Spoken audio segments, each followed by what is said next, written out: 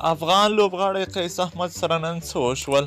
سلامونه او پښتنه مینه، تاسو ګورئ ټاپ پښتو چینل. ګلنو دوستانو، افغان الراونډر او کم عمره ورو توپ اچوونکي قیس احمدسره نن هغه څه وشول چې ډیر خلک به ورته په تمه وو. قیس احمد نن په هغه جنجال نه بلکې په هغه خوشحالي کې راګیر شو چې ډیر خلک یې د هغه ارمانونه کوي. ګلنو دوستانو، افغان لوبغاړی او تکړه الراونډر ورو توپ اچوونکی قیس احمد چې اوس مهال د نړۍ په مختلفو لیګونو کې لوبیږي او ښې لاسته راوړنې لري، په ټي10 BPL او داسې نورو لیګونو کې لوبېدلی او اوس هم بولویې ته مخکې شوی دی. افغان لوبغاړی قیس احمد نن ورځ هغه څه وکړل چې د ډیرو مجردانو به دا خواهش وي چې هغه څه لاسته راوړي.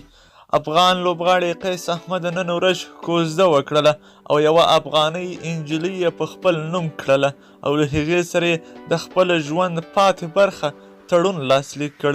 یعنې په دې معنی چې قیس احمد هم د مجردانو له لیست څخه ووت او اوس قیس احمد مجرد نه بلکې متأهل یادیږي. ګلنو دوستانو، دا هغه تازه او کره خبر و چې تر تاسو مو در ورسوه.